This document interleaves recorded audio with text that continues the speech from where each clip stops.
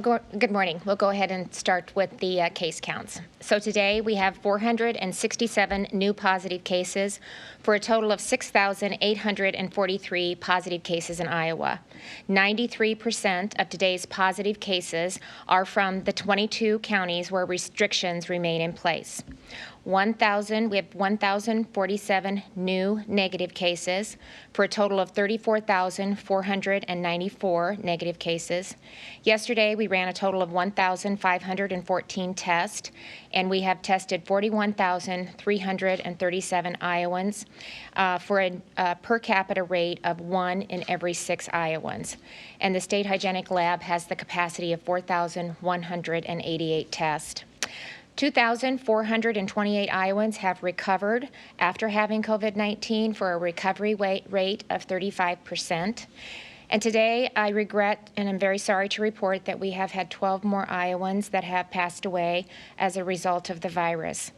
We know that COVID-19 poses the most risk of severe illness for older and elderly adults and those with pre-existing health conditions. And the vast majority of deaths in Iowa continue to be among this very vulnerable population. Iowa's ability to expand testing is a critical component of our response to COVID-19.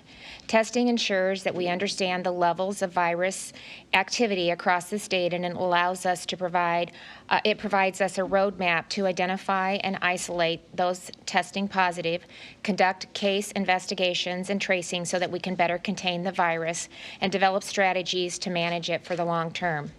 Because of expanded testing and Iowans' efforts to slow the spread of COVID-19, on May 1st, we will begin to loosen some of our mitigation efforts.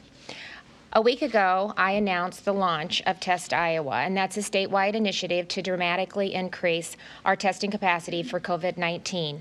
Any Iowan can go to testiowa.com and complete a brief assessment to see if they qualify for testing. Testing for now is prioritized for essential workers and people who currently have symptoms of COVID-19 or have been in contact with someone who has the virus or have recently been in an area where it's more widespread. But anyone can take the assessment at any time. In fact, it's really important that you do.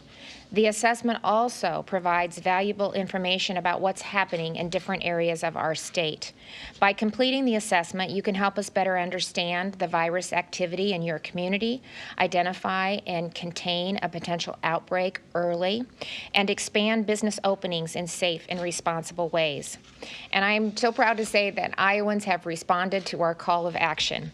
In fact, since launching Test Iowa, just last week, we have had 442,000 people who have visited the site. We have had 229,000 Iowans who have completed the assessment. The top 5 counties with the highest number of completed assessments are Polk, Lynn, Blackhawk, Johnson, and Dallas. Of those who completed the assessment, 65% are female, 35% are male, 6% were aged 15 to 24, 34% are aged 25 to 44. 39% of those completing are the age of 45 to 64, and 19% are aged 65 to 84. And nearly 1% were over the age of 85, and that's more than 1,800 people. Nearly 2,300 Iowans have scheduled an appointment after qualifying for testing, and even with a soft launch at the first test site in downtown Des Moines, we have tested 874 Iowans since Saturday. At this time, the Des Moines site will continue to be open Monday through Friday from 8 a.m. to 6 p.m. Today, the second Test Iowa site opens in Waterloo at Crossroads Mall, and you must have, again, completed the assessment, qualified for testing, and scheduled an appointment to be tested.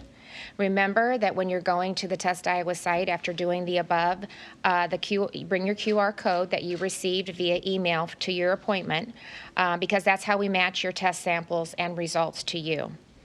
And next week, we'll be opening 2 more Test Iowa sites in Woodbury and Scott counties. Test Iowa is part of our solution.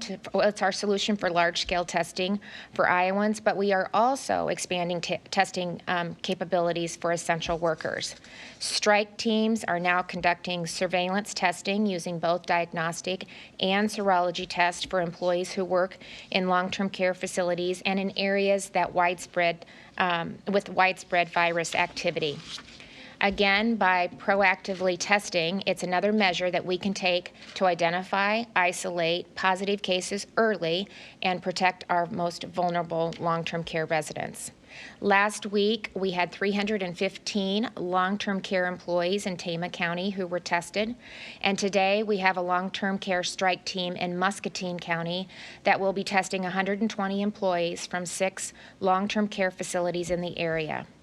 Strike teams will also use Test Iowa sites to conduct surveillance testing of long-term care workers in surrounding counties, allowing us to efficiently assess and test more of the essential workers in a timely manner. Additionally, we are providing testing supplies to a number of long-term care facilities across the state so that they can test their staff and residents when a positive case is identified in the facility. Our ability to significantly expand testing, case investigation, and tracing puts Iowa at an advantage. It's these tools that will allow us, like I've said, to track the virus activity across the state, not only from a macro level, a state level, but all the way down to a county, community, and even a zip code. As I mentioned yesterday, with increased testing, we're also expanding our case investigation teams. Today, I've asked General Corral to provide an update on how the Iowa National Guard is engaged in this effort. General? Thank you, Governor. Good morning, everyone. As of today, the Iowa National Guard has 880 soldiers and airmen on duty supporting a variety of missions across the state of Iowa. These missions include PPE distribution. We have delivered this from day one, from the crisis starting. These critical supplies have gone to every county in the state multiple times. We're providing administrative and logistical support to the Test Iowa sites in Des Moines and starting today in Waterloo, with additional site locations coming soon, as the Governor just mentioned. We're transporting test kits and samples from multiple testing sites to the State Hygienic Lab. We continue to support the regional medical coordination centers across the previously mentioned 6 locations within the state of Iowa. Today, 2 new missions have become operational this week.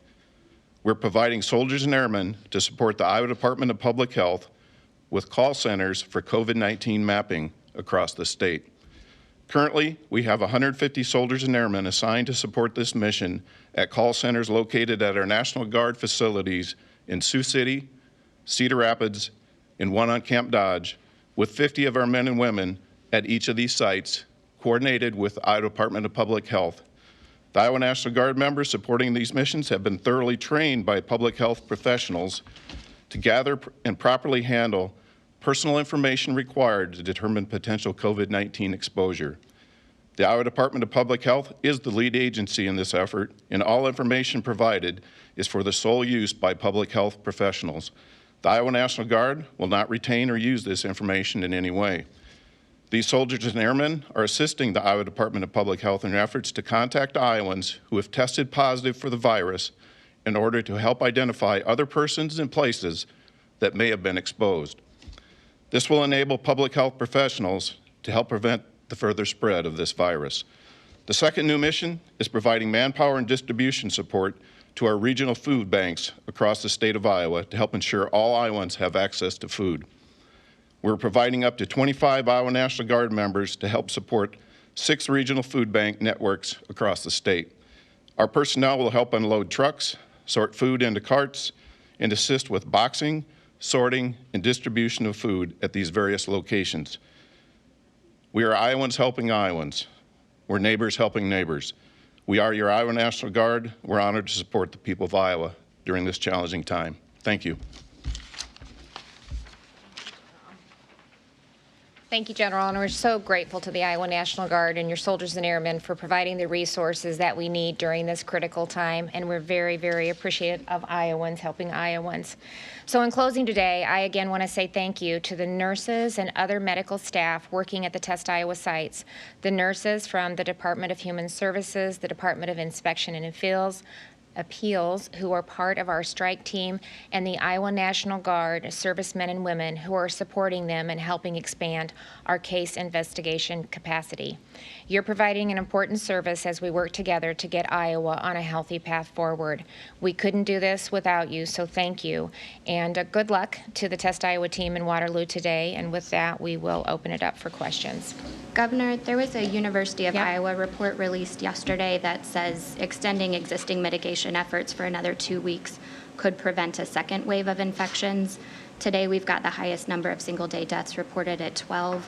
Why not keep those in place for just 2 more weeks if it can prevent the spread of So that's a snapshot in time. And first of all, I appreciate all the work that went into the model. And just like the model and the recommendations that they put together and the IHME model that Washington put together, there's a wide range of outcomes and recommendations. And so we are able, with the additional testing capacity, with the mitigation efforts that we put in place, and the way that Iowans responded, we were able to flatten the curve. We were able to mitigate the impact on our healthcare resources, as well as not overwhelming our healthcare facilities. And so at this time, which, on a daily basis, we're learning more, and it's rapidly changing as we're gathering information, we're really able to look at things on a case-by-case, real-time basis. And so I think it makes sense to start to loosen up in areas that have seen little to no virus activity, and to do it in a responsible manner. So it's not sustainable for us to continue to lock the state down. We need to start to open it up in a responsible manner in areas that we feel we've seen a stabilization and a downward turn, and some of the other things that we're looking at to start to open them up. We'll monitor it, which we can, and see how the state responds to lifting some of the mitigation efforts and start to move forward. So, we're continuing, I believe, to do it in a responsible way. I think you heard me say that 93% of the positive cases are contained within the 22 counties. So we're not seeing that start to move out. Yesterday, it was 96% of the positive cases were in the 22 counties. That's why I didn't open it up statewide, that we decided to do it, on a county-by-county basis. And we're going to continue to reevaluate every single day and make informed decisions to protect the health of Iowans, but also the livelihood of Iowans as well. When we look at our unemployment claims, we look at the increased food insecurity that we're talking about, when we look at the increased mental health concerns that we're having, and just from substance abuse to domestic abuse, there are a lot of criteria that goes into the decisions that are being made. And so we're going to continue to evaluate that and move forward. But do you think 2 weeks is an unreasonable amount of time to keep things closed down a little longer? So I said we'd look again in May 15th. I believe we were ready. I wouldn't have moved forward if I didn't think we were ready. In fact, let me give you an example. So we just lifted and brought back online with specific requirements elective procedures. I was on a conversation with the president of the University of Iowa, Suresh, and Brooks Jackson, making the case to us through all of this why they felt that they were at a place with responsible measures put in place to bring back elective procedures. And so that also came out of the University of Iowa and was a recommendation based on the numbers, based on what they were seeing with vents and ICU beds and their ability to manage the COVID-19. They made the case to the team that they recommended bringing those back online. And with the recommendations that we put in place, looking at the RMCC regions, demonstrating what we've been doing to Iowans on a daily basis, we did have the capacity to very carefully start to move in to opening elective procedures. So that is how we're going to have to manage COVID-19 as we move forward. I didn't just rip the Band-Aid off or flip the light switch. We're doing it in a reasonable phased-in approach. We'll continue to look at the data, and we'll continue to work with Iowans.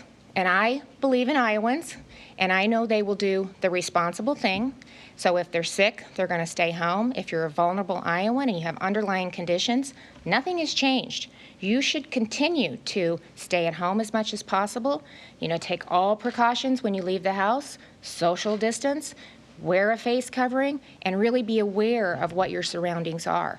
So I think we've moved forward in a reasonable manner to start to open Iowa up, which is something that we need to do. And do you plan to attend in-person church services or farmers markets this weekend? You know, I don't know, but isn't it a wonderful thing? Isn't this great? Iowans are going to decide. Churches are going to decide. It's not a mandate. It's an option. So we have some that are going to continue to stay closed, and that's wonderful because they've provided opportunities to their members for online services. We have maybe some services in smaller communities that it's a smaller congregation. They're going to social distance. They're going to make accommodations so that their congregation feels safe about coming. But that's a decision that Iowans will make and religious services will make across the state. I'll probably continue to still go online. Well, in fact, I think my church is continuing to stay online. That's a decision that they made. That's worked out really well for us, and I've been so appreciative of that. So that's probably what we'll continue to do. I love what the Downtown Farmers Market is doing. They're doing it virtually for the first several weeks. I think that's great. Some of the other farmers markets are, like for Sioux City, they're reducing, adding additional sanitation, wash stands. They're limiting the number of vendors, and so we can do this. We just have to do it together. We have to be responsible in how we move forward. And if Iowans continue to do that with the guidance that the Department of Public Health has put in place, I think together we're going to continue to move forward and get things eventually back to normal. Governor or Sarah, which parts of the U of Iowa report did you disagree with? Thank you, Chris, for the question. I wouldn't say, a model is a model. It's a forecast. It's an estimate of what we might see. And I think that one of the things to understand about that is we do, as the governor said, we appreciate the work that the university has done in providing that information to us. As the governor has started to open things up in a few counties, you'll notice that social distancing and a lot of the guidance that we've already provided, they're part of that reopening. And, so Iowans who are most vulnerable, they need to continue to stay home. That's consistent with the guidance that we've provided. And as we do look at reopening, the guidance from the Department of Public Health maintains all of those recommendations related to social distancing. And you'll see that in the guidance that's been posted, not only by our agency, but by other agencies as well, including DIA, for example, as it relates to restaurant reopening. So.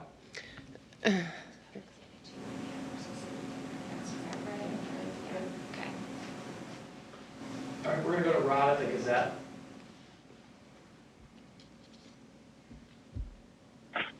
Yeah, thank you, Governor. Since Iowa still hasn't hit the apex of its positive COVID-19 cases, and I'm interested in an update from Sarah where the projections for a peak currently stand, when is the soonest that the legislature should consider returning to Des Moines, since Polk County continues to be a leading hotspot? Yeah. And should there be limited access to the Capitol building when the 2020 session resumes? The legislative leaders today said they would look to the governor and health officials for guidance. So what's your guidance? Well, so I think, and we talked to the leaders as well, so I think, that as we're seeing, Polk is one of the 22 counties, and so we're looking at the data on a daily-by-daily basis, on a weekly basis. So this is through May 15th. So I think, by May 15th, we'll have additional information. We'll kind of see where we're at with some of the expanded testing that we've been doing, and then we'll continue to reach out to them and make those decisions going forward. But I think right now what they're saying is since they are still, the additional restrictions still apply to Polk County, that we'll continue to wait and see what that looks like by May 15th. I don't know if you want to talk. Oh, yes, Governor, thank you. So I'm writing more on the meatpacking industry, and I see that the president has issued his mandates. And I'm wondering if you are in the loop on what this means and how it will work actually on the ground in the meatpacking plants. Obviously, they're closed largely because people are sick, and you obviously can't make sick workers go back to work. Is it that we're just going to test all the workers, and if they test negative, then they may be compelled to work or lose their jobs? I'm just curious if you know how that's going to work on the ground. Thank you. Oh, yeah, thanks, David. I appreciate the question. I'm actually going to be on a call with the Vice President right after the press conference today to walk through some of the specifics. We've tried to be a partner throughout this entire COVID pandemic, working with our processing plants because it is critical infrastructure and they are essential workers, and we need to make sure that we can keep them up and running to keep the nation's food supply flowing. But I think, there's a lot of things that go into that. It's keeping the facilities open, but we also have new guidance now from CDC and OSHA for the processing plants that will be extremely helpful. It's making sure that we're providing adequate PPE, and testing is a big component of that. So we have been very aggressive working with our processing facilities, doing a lot of outreach, walking through what the guidelines from public health has been from CDC, and now with the new OSHA guidance as well, to make sure that they are working very hard to do everything that they can to protect the workforce and then and provide the adequate PPE. And then we are not only doing surveillance testing with diagnostic testing, but we're also using serology testing, and we'll give you an update tomorrow on that. We're really leading the country in providing both so we can get some sense of the outbreak, do the case investigation and the contact tracing so that we can understand the scope, and we can understand that if it's asymptomatic and they test positive, the number of days that they need to stay home. If it's positive and they're not experiencing any symptoms and they've gone the 7 days, 3 days without a fever and not taking any medicine, then we can get them back in the plant sooner too. So it helps us make sure that, and give some confidence to the workforce as well. So it helps not only keep the processing plants going, but helps us identify the scope and really make sure that we're providing the workers that they need so that they feel comfortable working in a safe environment. Caroline, go ahead.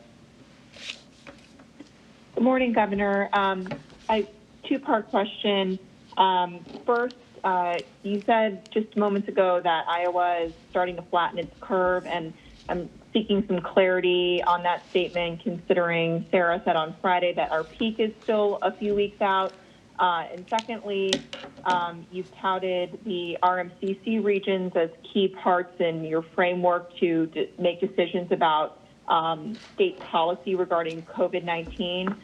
So I'm curious why the region approach wasn't taken with the reopening of the state, and if you could offer some insight about how that regional approach is working going forward. Yep, thank you. Those are good questions, and I'll try to clarify that just a little bit. So when we first started experiencing COVID-19, which I think the first 3 cases were on March 8th, it seems like years ago, but it's not actually been that long. As we start to understand the scope and to see what we were dealing with, we went from community spread to substantial spread. Do I have those right? Are those the two? And as we moved into substantial spread across the state of Iowa based on the numbers that we were seeing, we started taking action and putting mitigation efforts in place in a very targeted approach. And the mitigation efforts were put in place so that we would slow the spread, protect our most vulnerable Iowans, start to manage our healthcare resources to make sure that we had the PPE that we needed, to really begin to flatten the curve. And when I talk about flattening the curve, we put the mitigation efforts in place to do that so that we wouldn't overwhelm our hospital systems. At that point, they were talking from modeling back then about, significant number of deaths, significant number of hospitalization, the numbers of potential vent and ICU beds were off the charts. And so by putting the RMCCs together and looking at it from a regional approach, we were able to get hospitals and clinics to all work together within the region to better understand the number of ICU beds and inpatient beds that we had available, the number of vents that we had available, so that we could start to project, as we saw our numbers increase, the availability for all of the healthcare resources. And as we've shown Iowans for the last several weeks with the RMCC data, and you can go online every day day and look at that, you'll see that they've been able to manage the resources. The number of hospitalizations have not been anywhere near to what the early models projected. And just like I said with the University of Iowa, they were able to make the case that they did have the capacity, even in the event we potentially saw an increase in numbers, to start to release some of those beds and start to open up elective surgeries. So those efforts were tied mostly to resources and making sure that we didn't overwhelm our hospital system.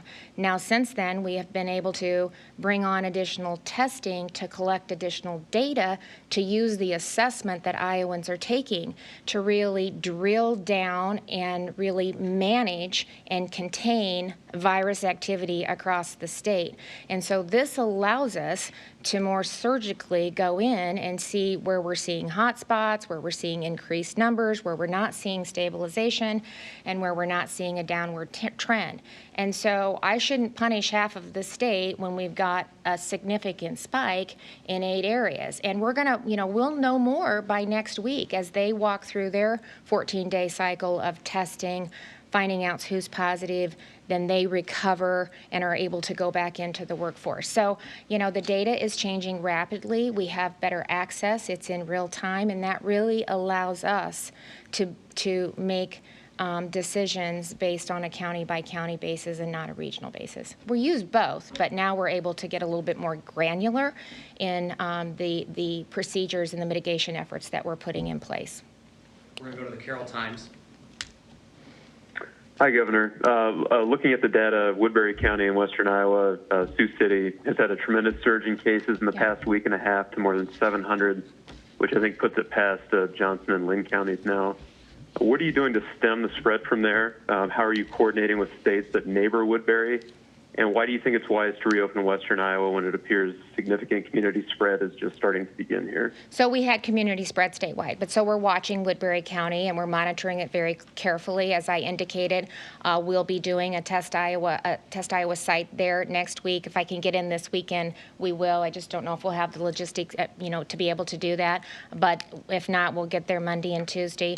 We're also doing outreach to the long-term care facilities in the area too. We're working with the hospital system to manage and monitor, but the more tests that comes in, and with the Guard's help and the Iowa Department of Public Health, our local public health nurses and Homeland Security, we're able to start to do the case investigation and the contact tracing so we can really, again, pinpoint where this is happening, where it's coming from, and how we can best move forward, mitigate it, and contain it within Woodbury County. But we'll continue to be watching the surrounding counties to see if there's any, overflow with that from the outbreak that we're seeing in Woodbury County. And again, that's why the information that we're able to see in real time and on a daily basis really can help us monitor that. And if we start to see some spread into the surrounding counties, then again, we can get in there sooner rather than later, start to hopefully do the contact tracing and contain it and prevent it from seeing some of the bigger spikes that we're seeing in some of the larger counties. We're going to try and fit in 2 more. Dave Price, Channel 13. Good morning, Governor. A couple questions about testing. Today's total tests are about 1,500 or so. You had talked about the ability to do 3,000 daily. Can you explain why we're not to that point yet? And then on the strike teams, they'll be in Muscatine, which I think is a week or 2 after the outbreak there with the long-term care centers. Yeah. Can you explain how you decide where the strike teams go and why they don't go to a place as soon or right after an outbreak is reported? So we're ramping up as quickly as we can. So it's been a week since we've had Test Iowa, and so we're really starting to put, the testing capacity in place. We're starting to open up the test sites. We're using not only the Test Iowa, we also have access to some other companies that are allowing us to do some testing as well. So we're utilizing that so we can actually be even more proactive in getting into some of our long-term care facilities and starting to do additional testing.